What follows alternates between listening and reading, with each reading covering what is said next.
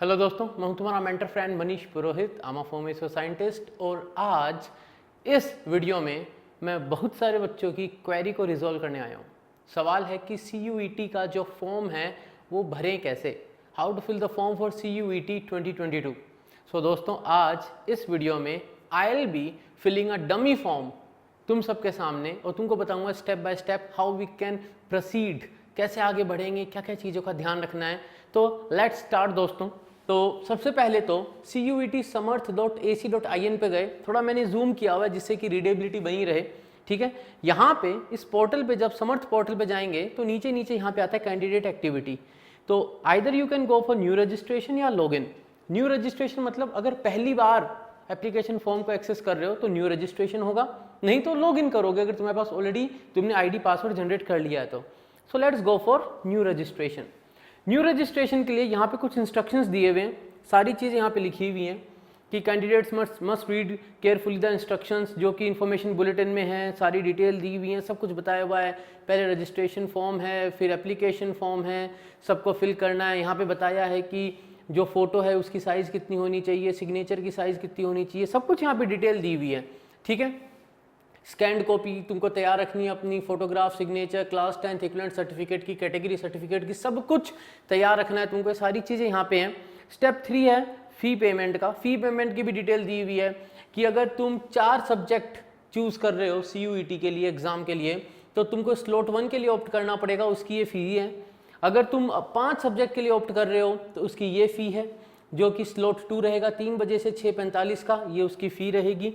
अगर कोई बच्चा दोनों स्लॉट को ऑप्ट कर रहा है तो एट मैक्स वो 9 डिफरेंट पेपर्स लिख सकता है, 4 + 5 9, तो दोनों ही स्लॉट की बुकिंग रहेगी। अगर कोई बच्चा दोनों स्लॉट बुक करता है तो उसको सेम डे नहीं मिलेगा, स्लॉट्स का टाइम अलग अलग दिन होगा, ठीक है। ये सारी डिटेल पढ़ने के बाद अपन आगे बढ़ेंगे।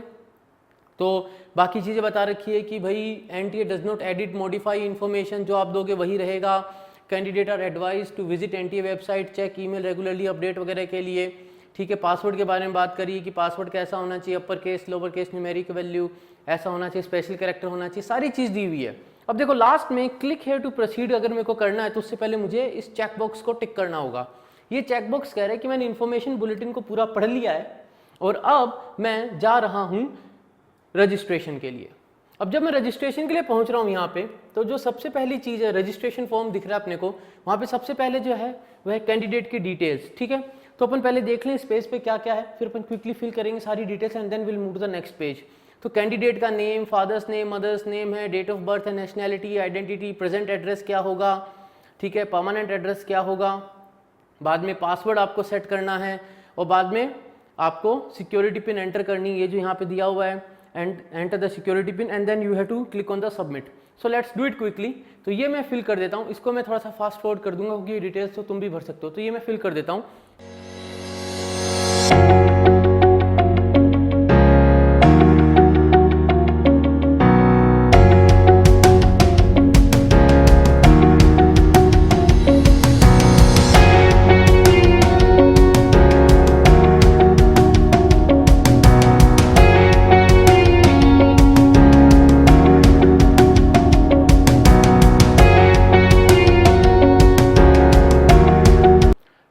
तो सारी डिटेल्स यहाँ पे आ गई है, सारी जो मैंने डिटेल्स फिल करी है ना वो सब यहाँ पे आ गई है सारी डिटेल्स, ठीक है। वी कैन कंफर्म, तो डिटेल्स को कंफर्म कर सकते हैं। तो अपन ने पहली चीज़ अपनी जो पर्सनल डिटेल्स हैं वो फिल कर दी, ठीक है। इनको चेक करा मैंने, ठीक है, सारी डिटेल्स सही हैं, ठीक है।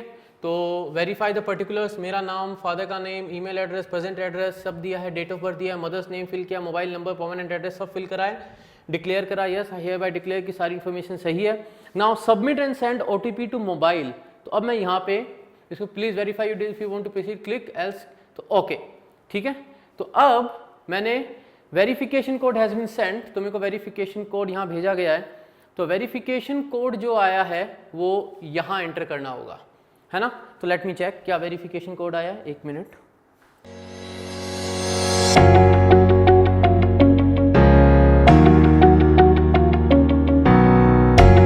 ठीक है, तो यहाँ पे अपन ने जो है रजिस्ट्रेशन कंप्लीट कर लिया है, ठीक है, स्टेप 1। अब एप्लीकेशन फॉर्म पे जाना है, ठीक है। तो अभी नॉट सबमिटेड है, ठीक है, ये आ रहा है नॉट सबमिटेड, तो कंटिन्यू एप्लीकेशन फॉर्म। यहाँ पे ये पर्सनल डिटेल्स हैं सारी, जो भी पर्सनल डिटेल्स अपन ने फिल करी वो सब हैं, ठीक है। अब यहाँ पे देखो कुछ चीज़ें पूछ रहे हैं यहाँ पे, है ना, mother's qualification, mother's occupation, let's fill that. तो अब ये भी क्विकली फिल करते हैं, ठीक है। तो ये सारी डिटेल फिल करके अपन आगे बढ़ जाएंगे, ठीक है।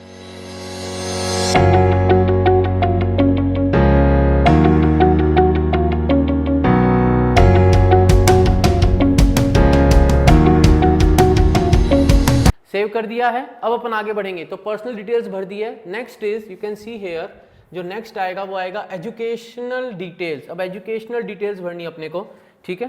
तो ये देखो ये सारी डिटेल्स फिल हो गई है, पूरा जो अपन ने करा है fill. Proceed to next section, you can see here, तो इस पर क्लिक करेंगे, will go to the proceed to next section, ठीक है। अब यहाँ पे पूछ रहे हैं, now they are asking, first they are asking for class 10th, you can see here they are asking for class 10th। तो रिजल्ट स्टेटस,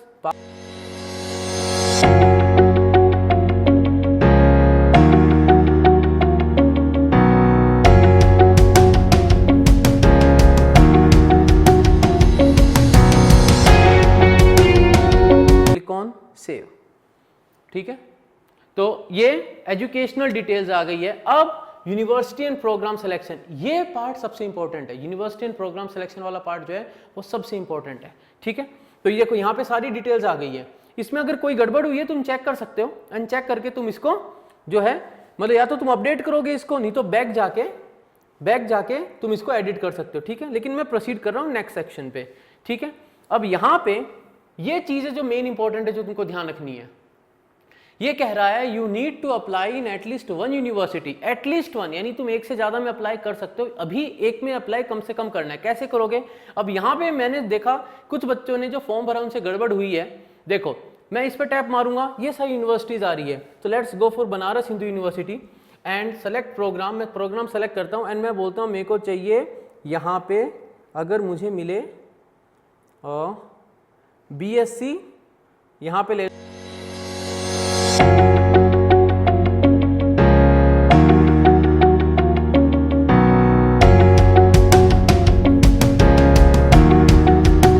सब ऐड हो गए हैं, है ना, यू कैन सी ये सब ऐड हो गए हैं। ये सब अब प्रोग्राम यहाँ पे ऐड हो गए हैं। यहाँ पे तुम ऐड रिमूव जो करना चाहो कर सकते हो। एंड देन तुम सिलेक्शन प्रीव्यू में जाओगे यहाँ पे, तो यहाँ पे तुमको सब दिख जाएगा कि तुमने कौन कौन से, तुम जितना चाहो उतना फिल कर सकते हो। तो यूनिवर्सिटी ऑफ दिल्ली के 3 करे, एक बनारस हिंदू यूनिवर्सिटी का किया मैंने मैथमेटिक्स, इलेक्ट्रॉनिक्स, कंप्यूटर साइंस और मैथ ग्रुप इसके लिए अप्लाई किया है। तुम पीछे जाके अगर कुछ और ऐड करना चाहो तो ऐड कर सकते हो, बट ये ध्यान रखना तुम इसमें मल्टीपल ऐड कर सकते हो, ये बात का ध्यान रखना अपने को, ठीक है। करा add, okay, then proceed to the next section. अब यहाँ पे मुझे जो है मेरे पेपर सेलेक्ट करने में कौन कौन से पेपर लिखने वाला हूँ। अब 2 स्लॉट हैं, स्लॉट 1 एंड स्लॉट 2, मैं दोनों के लिए अप्लाई कर सकता हूँ, ठीक है। अब देखो यहाँ पे स्लॉट 1 जो उसमें 4 हो सकते हैं, एक लैंग्वेज, डोमेन स्पेसिफिक सब्जेक्ट और जनरल टेस्ट होना जरूरी है, ठीक है। इधर सेक्शन 1A 1B में से 1 2 if the subject are less than 4, और कोई भी सेक्शन 2 के 4 सब्जेक्ट हो सकते हैं, इसमें जनरल टेस्ट की जरूरत नहीं है, ठीक है। अब यहाँ पे मैं जाता हूँ सेक्शन 1 से, जैसे फॉर फर्स्ट स्लॉट में को, तो फर्स्ट स्लॉट में को क्या करना है, एक लैंग्वेज लेनी है 1A में, ठीक है। तो मैं यहाँ पे गया, एक लैंग्वेज लेनी है, ऑब्वियसली इंग्लिश इजी है मेरे लिए, मैंने इंग्लिश ले ली। सब्जेक्ट मैं केमिस्ट्री उठा लेता हूँ। दूसरा सब्जेक्ट में उठा लेता हूँ, यहाँ पे दिखे अगर मुझे तो मैथ्स एंड फिजिक्स है तो मैं फिजिक्स उठा लेता हूँ, ठीक है। एंड जनरल टेस्ट यस करना पड़ेगा स्लॉट 1 में। स्लॉट 1 में 4 टेस्ट हो सकते हैं जिसमें जनरल टेस्ट होगा ही होगा, मैंने इसको कर दिया है। ये है स्लॉट 2। अब तुम बोलोगे कि सर दोनों लेने जरूरी है क्या? नहीं, बिल्कुल जरूरी नहीं है दोनों लेने, तुमको एक ले सकते हो। लेकिन मैं तुमको बताना चाह रहा हूँ कि अगर दोनों लेना चाहो तो क्या होगा। तो मैंने एक को फिल कर दिया, अब दूसरे को लेना चाहें तो additional language from section 1A and 1B, तो 1A एंड 1B में से एक लैंग्वेज तो लेनी ही पड़ेगी मेरे को मैक्सिमम 4 सब्जेक्ट लेने हैं, ठीक है। तो एक लैंग्वेज लेनी है। मैं यहाँ पे you have already selected the paper, तो देखो ये बता देगा कि अब तुम इंग्लिश का टेस्ट तो ऑलरेडी दे रहे हो स्लॉट 1 में, तो अब इंग्लिश मत पिक करो, ठीक है। तो मैं बोलता हूँ चलो मैं हिंदी पिक कर लेता हूँ, तुम दूसरी भी लैंग्वेज पिक कर सकते हो, ठीक है। Additional language from section 1A section in domain specific subject, नहीं मेरे को एक्स्ट्रा और लैंग्वेज नहीं चाहिए, अब मैं सब्जेक्ट पिक करूंगा, ठीक है। तो सब्जेक्ट जो है, अब मैंने केमिस्ट्री ले लिया है, मैंने फिजिक्स ले लिया, मैं यहाँ पे मैथ ले लेता हूँ, ठीक है। और यहाँ पे अगर देखो मैं केमिस्ट्री लूंगा तो ये बोला you have already selected chemistry, तो मैं केमिस्ट्री नहीं ले सकता हूँ यहाँ पे। तो अगर मुझे 9 पेपर देने हैं और मुझे पता है कि भाई किस यूनिवर्सिटी की क्या रिक्वायरमेंट है, तो मैंने पहली लिस्ट बना ली कि ये रिक्वायरमेंट्स हैं और मेरे को ये सब्जेक्ट में पेपर देने हैं इस पर्टिकुलर यूनिवर्सिटी के लिए। अब दिल्ली यूनिवर्सिटी के लिए मुझे क्या चाहिए, दिल्ली यूनिवर्सिटी के लिए मुझे फिजिक्स, केमिस्ट्री, मैथ और इंग्लिश चाहिए, ये 4 सब्जेक्ट चाहिए। इन 4 से मेरा काम बन जाएगा, जस्ट दीज 4 थिंग्स, जिसमें फिजिक्स, केमिस्ट्री, मैथ जो है उसका जो क्राइटेरिया रहेगा ना वो सिलेक्शन क्राइटेरिया में आएगा। ठीक है, तो यहाँ पे जब मैं इसको फिल कर रहा हूँ तो जैसे मान लो मैं स्लॉट 1 को फिल ही ना करूँ, सीधा मैं स्लॉट 2 को फिल करूँ अगर, तो मैं स्लॉट 2 को फिल करूँगा तो जैसे मैं इसको बोल देता हूँ नो। ठीक है, और यहाँ आ जाता हूँ, यहाँ पे मैं डोमेन स्पेसिफिक सब्जेक्ट जो है, अब मैंने मैथ ले लिया है। ठीक है, अब मेरे को सेलेक्ट, अब ये यहाँ पे मेरे को 2 सब्जेक्ट चाहिए, तो मैं क्या करूँगा, मैं इन सबको अगर हटा देता हूँ, if I remove all these, है ना, अगर मैं इन सबको हटा देता हूँ, इन सबको हटा देता हूँ अगर मैं, है ना, तो ये बोल रहा है कि please select not applicable if you don't want to select. तो नॉट एप्लीकेबल कहाँ है, तो देखो नीचे, तो मेरे को हटाना है, ये हटा दिया, इसको हटाना है तो नीचे नीचे जाके नॉट एप्लीकेबल। ठीक है, इसको हटा दिया, नीचे नीचे जाके नॉट एप्लीकेबल। ठीक है, तो स्लॉट 1 खत्म, नहीं देना। अब स्लॉट 2 में आ गए, यहाँ पे मैं क्या करूँगा, इंग्लिश ले लूँगा। यहाँ पे मैं क्या करूँगा, मैंने मैथ ले लिया क्योंकि मुझे पता है मेरे को चाहिएगा, मैथ चाहिए मुझे, केमिस्ट्री चाहिए मुझे, एंड मुझे चाहिए यहाँ पे फिजिक्स, क्योंकि ये मैंने DU का बुलेटिन देखा, उसमें लिखा हुआ था भी फिजिक्स, केमिस्ट्री, मैथ चाहिए ही है और इंग्लिश का एग्जाम आपको पास करना है। ये मैंने ले लिया है और आई हेयर बाय डिक्लेयर दिस। अब यहाँ पे मुझे सेकंड स्लॉट में मेरे को 5 सब्जेक्ट चाहिए, तो मुझे एक सब्जेक्ट और लेना पड़ेगा, additional language from section 1A section 1B in लिeu of a domain specific subject. तो नहीं लेता मैं इसको, ठीक है, मैं इसको नहीं लेता हूँ और मैं इसको नॉट एप्लीकेबल कर देता हूँ।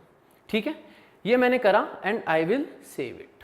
ठीक है, ये सेव हो गया है। ठीक है, तो अब यहाँ पे मैं कौन कौन से टेस्ट दे रहा हूँ, मैं यहाँ पे दे रहा हूँ mathematics, chemistry, physics and English. मैं अब इन सब्जेक्ट के टेस्ट दे रहा हूँ, these are the test that I am appearing for. ठीक है, ओके, अब यहाँ पे proceed to the next section, let's go to the next section. ठीक है, they are asking the city का प्रेफरेंस कि कहाँ पे सेंटर लेना चाहते हो।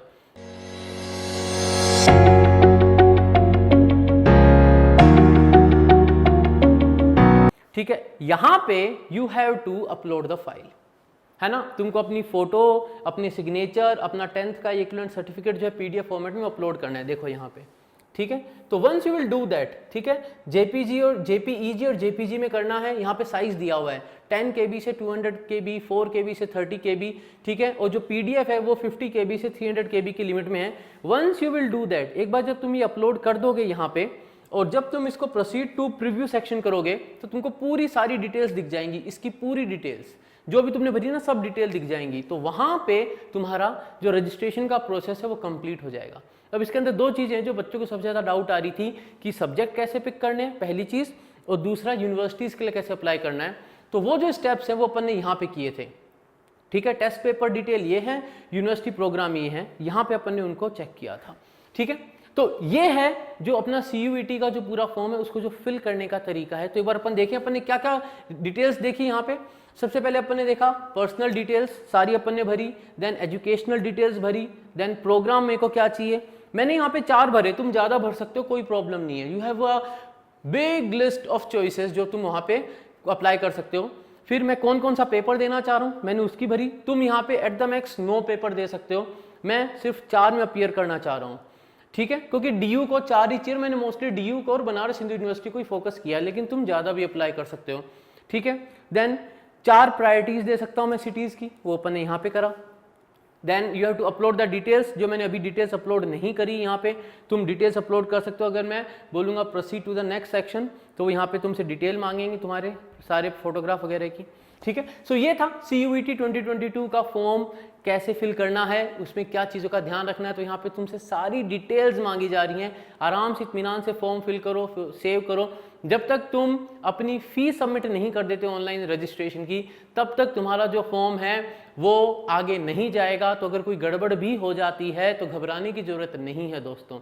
ठीक है, तुम सदा उसको करेक्ट कर सकते हो, वापस नए सिरे से नया फॉर्म तुम वापस से फिल करना चालू कर सकते हो, जब तक कि तुमने अपनी फीस सबमिट नहीं कर दी है। फीस सबमिट करने के बाद तुमको जो करेक्शन विंडो मिलेगी उसमें तुम छोटे मोटे चेंजेस कर सकते हो, ना कि कंप्लीटली ही उसको एकदम बदल दो, वो अलाउड नहीं होगा। लेकिन जब तक फीस सबमिट नहीं करी है तब तक तुम्हारा फॉर्म जो है वो प्रोसेस में नहीं जाएगा, ये बात ध्यान रखना। एंड लास्ट डेट का भी ध्यान रखना, ये नहीं कि तुम पूरा टाइम निकाल के लास्ट डेट का वेट करते रहो। क्यों? क्योंकि हो सकता है सर्वर इतने बिजी हो जाएं कि फिर हमारे को बार बार रिफ्रेश करना पड़े, एक बार, दो बार, तीन बार में भी फॉर्म सबमिट न हो। अगर तुम्हारा और भी कोई डाउट हो तो तुम कमेंट सेक्शन में जरूर से लिख देना, मैं उन सारे डाउट्स को लेके उन सबको रिजोल्व करूंगा। और अगर कोई और बहुत इंपॉर्टेंट ऐसी चीजें जो तुमको लगता है मैंने यहाँ पे मिस कर दी, जो मुझे कवर करनी चाहिए थी, तो श्योरली कमेंट सेक्शन में मेरे को बताना, मैं उस पर भी वीडियो बना के जरूर से तुम्हारे साथ शेयर करूंगा।